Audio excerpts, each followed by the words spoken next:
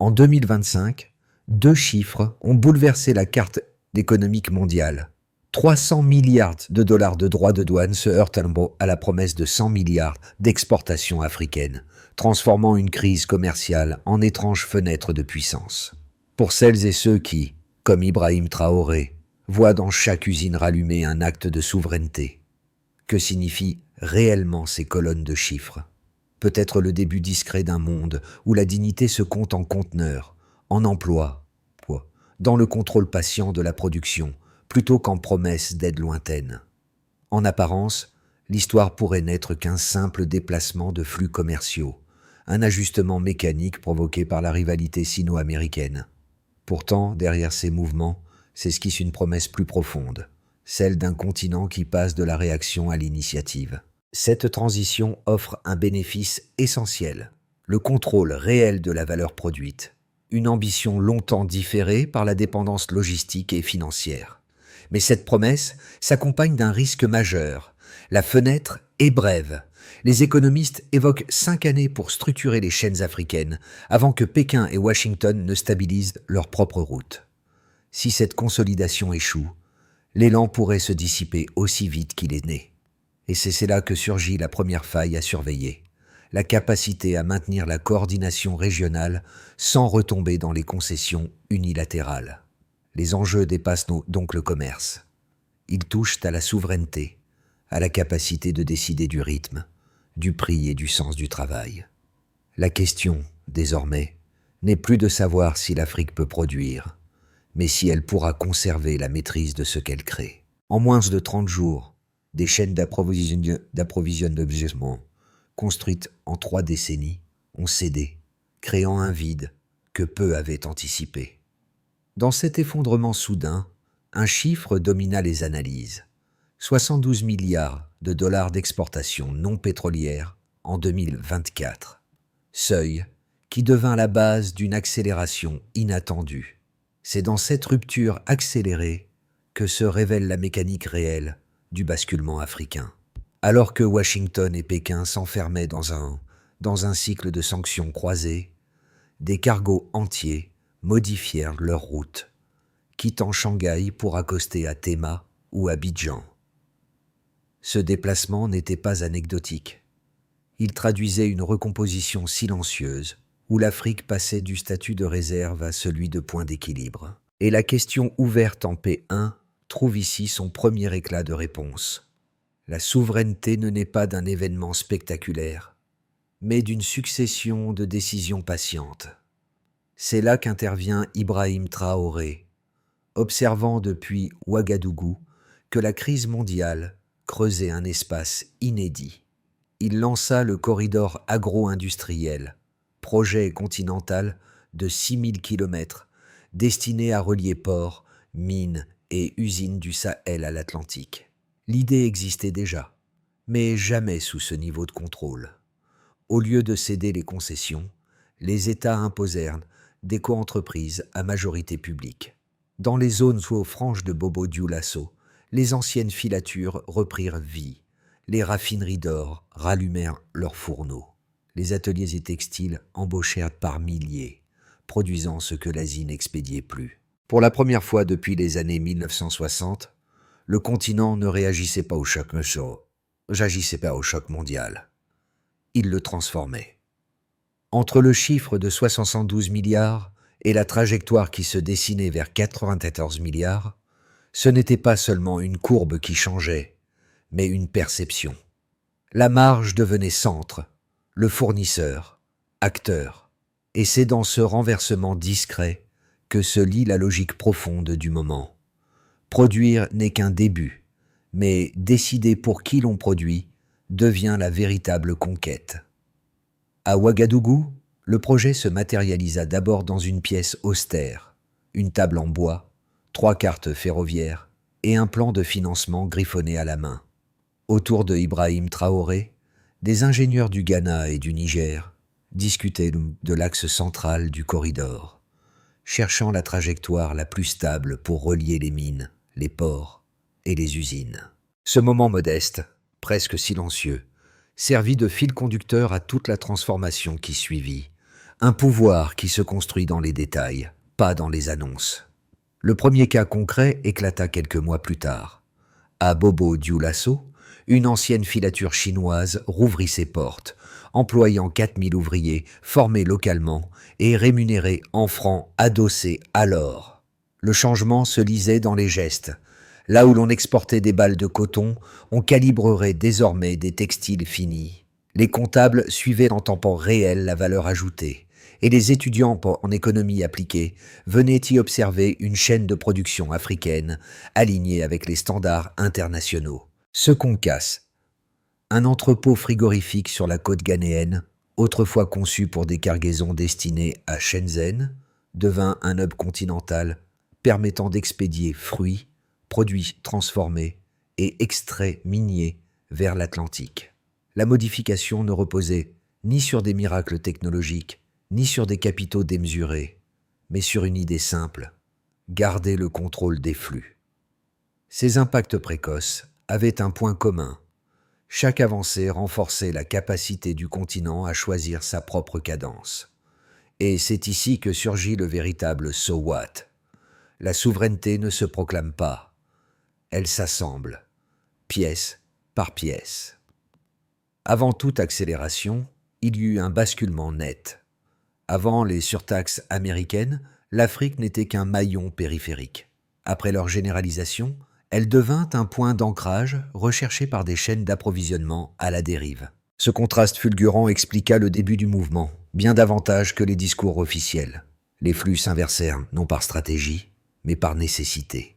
Et c'est dans cette urgence que s'enclencha la mécanique africaine. La première étincelle se produisit quand Washington décida de transformer 300 milliards de dollars de tarifs en règles durables. Pékin riposta en une semaine. Restrictions sur le lithium, les terres rares et les semi-conducteurs. Les routes commerciales tendues comme des cordes se rompirent. Les assurances maritimes bondirent de 2%. Les conteneurs s'empilèrent à Singapour et Shenzhen. Les chaînes occidentales manquèrent de composants essentiels. C'est dans ce vide parfait qu'apparut la stratégie africaine. À Ouagadougou, Ibrahim Traoré convoqua les ministres du Sahel et proposa une alliance industrielle, AES. Le plan fut signé avant la fin du trimestre. Une vitesse inhabituelle dans une région où les négociations prennent parfois des années. Les premières entreprises américaines transférèrent leurs opérations de filature du Vietnam vers le Burkina Faso. Des groupes agricoles européens louèrent des terres pour produire et raffiner sur place. Le Niger installa des pompes solaires destinées à l'exportation. Le Ghana lança une douane numérique pour fluidifier les flux. Tout indiquait que la région avait décidé de ne plus attendre l'initiative extérieure. L'explosion arriva plus vite que prévu. Les exportations non pétrolières du continent bondirent de 72 à 94 milliards de dollars un an. Les ports d'Abidjan et de Théma tournèrent jour et nuit. Les usines textiles embauchèrent par milliers. Les investisseurs parlèrent d'un miracle africain. Mais Ibrahim Traoré refusa ce mot, affirmant « Ce n'est pas un miracle, c'est une correction. » Oui, sous sa présidence, chaque contrat fut révisé. 51% de participation nationale minimum, transparence fiscale obligatoire, audit public trimestriel. Le message était clair. Partenariat, oui. Dépendance, non. Les multinationales hésitèrent. Certaines protestèrent. D'autres s'adaptèrent. Des observateurs baptisèrent cette phase le pivot silencieux. Rien ne criait, mais tout changeait. L'Afrique devenait une variable d'équilibre entre les deux géants. Dans les rues de Ouagadougou, les ouvriers sortant des usines parlaient d'exportation, pas d'aide. Les lumières sur des quartiers industriels, rallumés après des années d'intermittence, témoignaient d'une transformation ancrée dans le quotidien. Le véritable tournant, pourtant, se trouvait ailleurs. Derrière chaque chiffre, chaque cargaison, chaque usine redémarrée, émergeait une cohérence nouvelle. Le continent cessait d'être spectateur d'une confrontation. Il devenait co-auteur d'un déplacement stratégique mondial. Et à mesure que les flux se stabilisaient, une évidence s'imposait. Ce n'était plus une réaction africaine, mais une direction africaine. Le basculement africain ne peut être compris sans observer les données, car ce sont elles qui révèlent la cohérence souterraine du moment.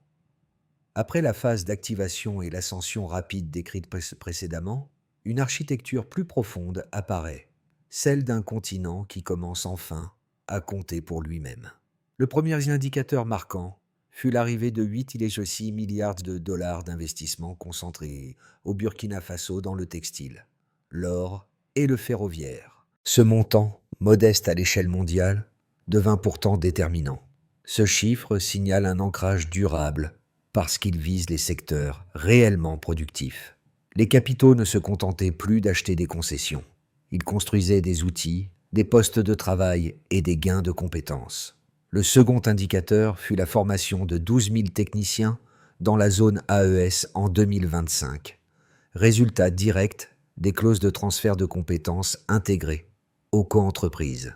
Ce volume de formation crée une nouvelle base qui stabilise la montée en valeur. Pour la première fois, les compétences techniques n'étaient plus importées. Elles étaient enracinées dans le territoire, permettant aux États d'échapper au cycle récurrent de dépendance opérationnelle. Le troisième indicateur, plus discret mais tout aussi stratégique, concerna l'énergie. 210 MW de capacité hybride ajoutée au Niger et au Mali. Cette capacité énergétique assure une continuité logistique indispensable aux chaînes industrielles. Les coûts de transport diminuèrent de 15% et les délais d'exportation gagnèrent en fiabilité. Cette donnée technique racontait l'essentiel. Sans énergie stable, aucune souveraineté productive n'est possible. À ces trois chiffres s'ajoutait un facteur plus politique. La manière dont les États du Sahel commencèrent à négocier ensemble. Sous l'impulsion d'Ibrahim Traoré, les pays signataires de l'AES adoptèrent des règles communes. Audit public obligatoire, participation nationale majoritaire, rotation semestrielle du leadership. Ces mécanismes, simples en apparence, modifièrent profondément le rapport de force avec les partenaires extérieurs. Ils empêchaient la capture institutionnelle et faisaient du corridor un espace de négociation plutôt qu'un terrain d'extraction. Les effets combinés des investissements, de la formation et de l'énergie créèrent un effet socle que les économistes saluèrent. Un ensemble de conditions minimales permettant de bâtir une croissance résistante au choc. Les entreprises étrangères, d'abord sceptiques, ajustèrent leurs prévisions. Les banques d'investissement intégrèrent le facteur corridor AES dans leur modèle, reconnaissant que la région devenait prévisible, qualité rare dans un marché mondial fragmenté. Mais, au-delà des chiffres, ce fut le changement de narration qui pesa le plus. Entre 72 et 94 milliards de dollars d'exportation, entre dépendance et maîtrise, entre silence et affirmation, une nouvelle logique émergeait. Le continent ne cherchait plus une place dans le marché mondial. Il définissait les termes de sa participation. Et derrière ce déplacement, une idée se consolidait. Produire ne suffit pas, mais produire en contrôlant les règles devient un acte politique. L'offensive analytique contre l'essor africain prit d'abord la forme d'un argument classique. Selon plusieurs économistes occidentaux, la dynamique observée depuis 2025 ne serait qu'un mirage conjoncturel. Leur thèse reposait sur l'idée que l'Afrique ne faisait que profiter d'un vide temporaire créé par la guerre commerciale. Lorsque Washington et Pékin trouveraient un compromis, affirmait-il, les flux se recentreraient naturellement vers l'Asie, reléguant le continent à son rôle précédent. Il citait volontiers les précédents des années 1970, lorsque la flambée du cuivre zambien ou du cacao ghanéen avait laissé les économies dans une dépendance encore plus grande, une fois les cours retombés. Le second argument, plus politique que macroéconomique, insinuait que l'émergence d'un pouvoir productif centré sur quelques États du Sahel risquait d'engendrer de nouvelles hiérarchies régionales. Selon cette lecture, les accords AES pourraient créer une concentration de leviers industriels au détriment des pays côtiers ou des petites économies reproduisant des asymétries que le continent cherche justement à dépasser. La crainte d'un leadership trop affirmé, même efficace, planait derrière ces critiques. La réponse à ces deux thèses se trouva pourtant dans les données du terrain. D'abord parce que la croissance africaine ne reposait plus sur une matière première unique. Textile, or, énergie hybride, agriculture et logistique formaient un corridor de diversification inédit. Ensuite parce que les contrats signés depuis 2025, intégraient des clauses que l'on ne trouvait pas dans les cycles précédents. Audit public trimestriel, participation nationale minimale de 51%, transfert de compétences obligatoires, rotation semestrielle du leadership AES. Ces mécanismes empêchaient précisément la capture de pouvoir que redoutaient les sceptiques. Le véritable Stillman du projet résidait là. La dynamique actuelle n'était ni une opportunité passagère, ni un risque de domination régionale, mais une tentative structurée de bâtir une autonomie graduelle, non contre les grandes puissances, mais parallèlement à elles. Ainsi, les critiques n'étaient pas évacuées. Elles étaient absorbées, étudiées, puis retournées par les données. Tout bascula d'un geste. À la moitié du processus, un changement apparemment mineur révéla la portée réelle du corridor africain. Des chaînes logistiques entières commencèrent à intégrer les marges locales comme variables stables, non comme solution d'urgence. Ce glissement fut discret, un ajustement d'itinéraire, un contrat renouvelé, un entrepôt reconfiguré. Mais il modifia l'équilibre général. Dans une salle de réunion à Ouagadougou, Ibrahim Traoré observa un détail que les analystes avaient longtemps ignoré. Les nouvelles marges dépassaient désormais les 40%, un seuil qui indiquait un passage de la sous-traitance à la création de valeur. Ce chiffre, simple en apparence, changeait la nature du jeu. Là où l'Afrique vendait autrefois des matières premières, elle mesurait désormais la rentabilité d'une production qu'elle contrôlait. Le reveal se situait ici. Les États du Sahel n'étaient plus de simples points logistiques, mais des centres de décision. Les compagnies étrangères révisèrent leurs modèles, les banques ajustèrent leurs prévisions, et les ports d'Abidjan, ainsi que de Théma, devinrent des indicateurs avancés de stabilité régionale. Ce pivot n'avait rien de spectaculaire. Il possédait plutôt la force tranquille d'un équilibre qui s'impose. Et c'est à ce moment précis que la question changea de nature. Non plus si l'Afrique pouvait produire, mais comment elle entendait gouverner sa croissance. Les conséquences du pivot africain se déployèrent simultanément dans 4 sphères distinctes, chacune révélant une facette de la transformation enclenchée depuis 2025. Ce n'était plus une dynamique théorique ni une projection macroéconomique. C'était une série d'effets concrets, visibles dans les bilans, les rues, les usines et les relations internationales. Pour les États du Sahel, la mutation fut immédiate. Le Burkina Faso passa de 8,6 à 12 milliards de dollars d'exportations annuelles entre 2025 et 2026, renversant une tendance de dépendance prolongée. La dette publique se contracta de 9%, preuve que les marges locales retenues ne disparaissaient plus dans des circuits extérieurs. Cette évolution, Ibrahim Traoré la qualifia de « souveraineté comptable », insistant sur le fait qu'un État ne devient maître de lui-même que lorsqu'il contrôle la valeur qu'il produit. Les budgets gagnèrent en stabilité et les politiques industrielles cessèrent d'être dictées par les bailleurs. Les compagnies locales, longtemps considérées comme vulnérables, devinrent les pivots d'un nouvel écosystème de production. Une chambre de commerce américaine estima que 15% de la production asiatique à bas coût pourrait être remplacée par les capacités africaines d'ici 5 ans. Les multinationales reculèrent leurs anciennes hypothèses. Les salaires, bien que plus élevés, s'accompagnaient d'une productivité accrue grâce aux formations imposées dans les coentreprises. Les États du Ghana, du Niger et du Mali instaurèrent des incitations fiscales conditionnées à la durabilité et à la formation locale.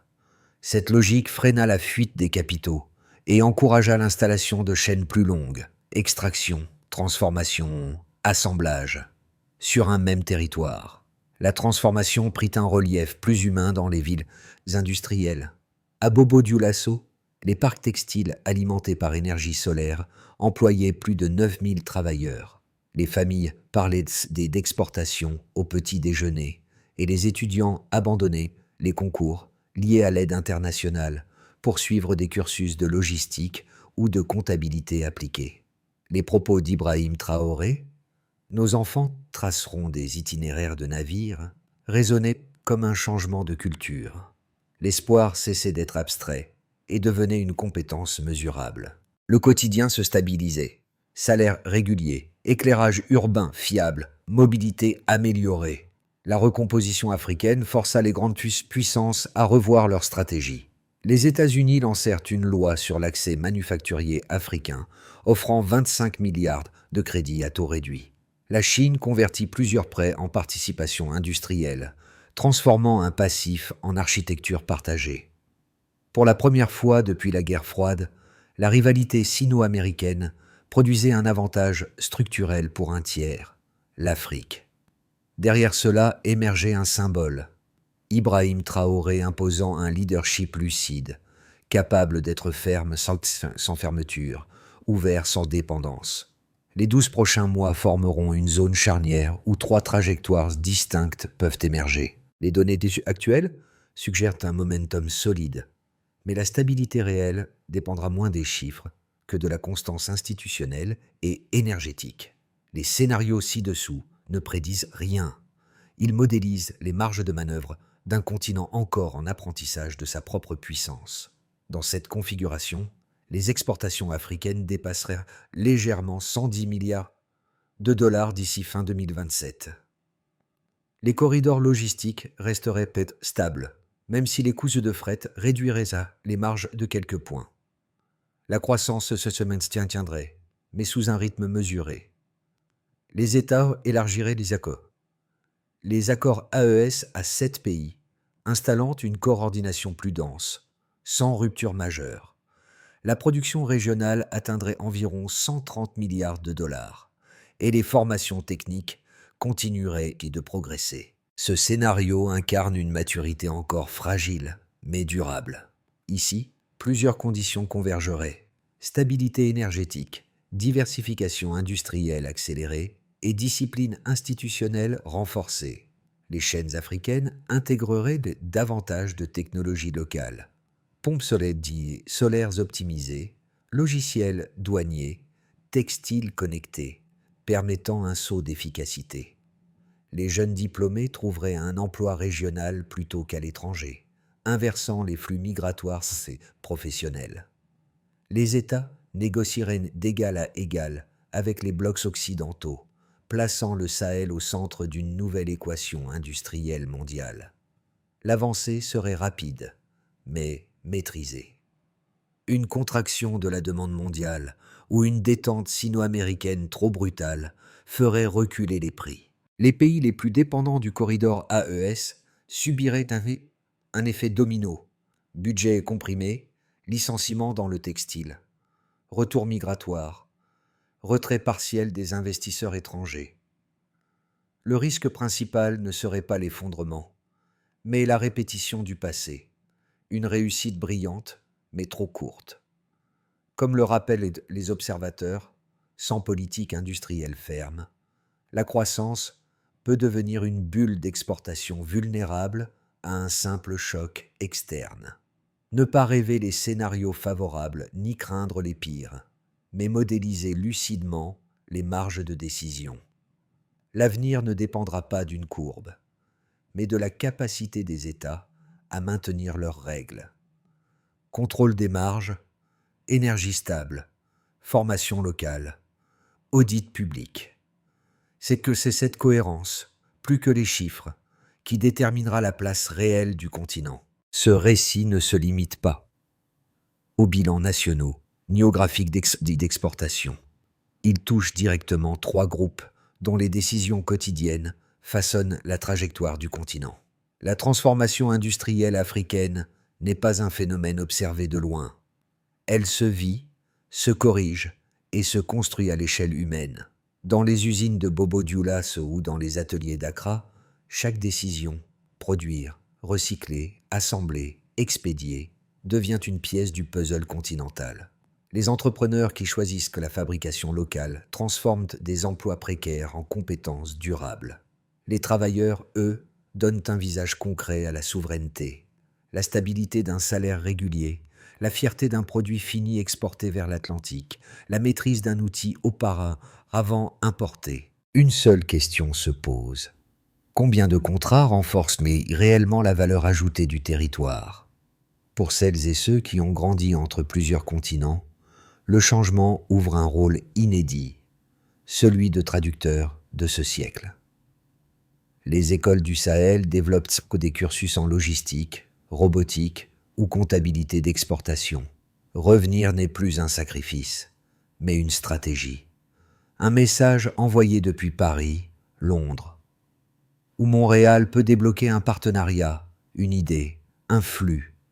La souveraineté se tisse aussi dans les courriels, pas seulement dans les rues. Aux partenaires extérieurs, l'évolution africaine n'apparaît pas comme une menace, mais comme une opportunité d'équilibre. Les marchés stables naissent là où les alliances sont cohérentes. L'Afrique ne revendique pas la charité. Elle demande la réciprocité, la transparence et la continuité. Dans ces trois dynamiques, une même proposition se dessine. Chacun peut contribuer à la solidité de la nouvelle ère industrielle. La transformation décrite jusqu'ici ne peut devenir durable sans une méthode précise. Lors du sommet sur la souveraineté économique, Ibrahim Traoré a présenté une feuille de route en 5 étapes, simple dans sa forme mais rigoureuse dans son exécution. Elle ne promettait pas la vitesse, mais la continuité, un principe fondamental dans un paysage mondial instable. Chaque État de l'AES doit publier un inventaire des infrastructures disponibles, rails, énergie, entrepôts, chaînes logistiques, besoins industriels, mesures. Un tableau public mis à jour chaque semestre. Logistique, énergie solaire, textile avancé, formé sur place pour ne plus dépendre d'équipes importées. Mesures. Volume annuel de techniciens certifiés, suivi par un organisme régional. Tout accord commercial doit réinjecter une part du profit dans les compétences ou les infrastructures. Mesures. Audits trimestriels publics pour vérifier le respect des engagements. Sans énergie stable, aucune souveraineté industrielle n'est possible.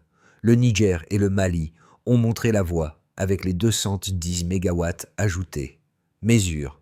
Réduction progressive des coûts logistiques. Objectif. 20% en 2 ans. Traoré insiste. Compter, c'est posséder. Posséder, c'est protéger. Mesures. Taux d'emploi. Salaires industriels. Scolarisation technique. 3 lignes simples mais décisives. Ce plan ne repose ni sur des miracles, ni sur des slogans. Il propose une mécanique vérifiable, où chaque étape correspond à une action mesurable. Et c'est cette précision, plus que l'ambition, qui garantit la solidité de la trajectoire. Dans la même salle où tout avait commencé, la lumière restait allumée plus tard que d'habitude.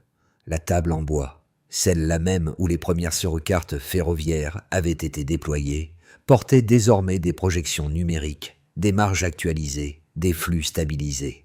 Autour d'elle, Ibrahim Traoré, des ingénieurs, des agriculteurs et des comptables observaient une ligne continue traverser le Sahel, là où n'existait jadis qu'un concept fragile. Les ports brillaient, les trains circulaient, les entrepôts vibraient d'activités mesurées. Rien n'avait la violence d'une révolution, mais tout avait la densité d'un retour à la normalité du travail. Les ouvriers pas qui terminaient leur journée ne parlaient plus d'aide, mais d'exportation. Les étudiants ne rêvaient plus d'exil, mais d'optimisation logistique. Les techniciens n'empruntaient plus les savoirs, ils les transmettaient. C'est dans cette continuité tranquille que se cachait la véritable émotion, le sentiment d'avoir déplacé quelque chose de lourd, lentement, sans fracas. La preuve n'était plus un discours, elle tenait dans des machines qui tournent, des villes qui s'illuminent, des salaires qui arrivent à l'heure, des données qui confirment la progression. La dignité avance en silence. Et peut-être que c'est ainsi que naissent les chapitres durables. à la cadence d'un continent qui choisit enfin son propre rythme. Ce récit n'appelle ni adhésion automatique, ni exaltation facile. Il propose simplement une façon nouvelle de regarder un mouvement qui, longtemps, est resté invisible.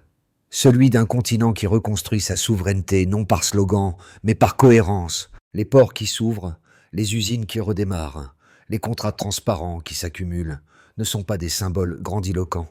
Ils sont des gestes répétés, éprouvés, mesurables. Si cette vision résonne, la meilleure manière de l'accompagner n'est pas de l'applaudir, mais de la questionner, de la discuter, de la mettre en perspective. Une économie solide naît toujours d'un débat ouvert, où chacun apporte son angle, sa réserve, son expérience. Vous pouvez contribuer à cette conversation en partageant une idée, en interrogeant un chiffre, en proposant une analogie, en comparant un modèle. Parce que le futur industriel africain ne se décidera pas dans une seule capitale, mais dans une multitude de voix qui acceptent d'examiner la même trajectoire. Alors, que retenez-vous de cette transition? Et quelle partie souhaiteriez-vous explorer davantage?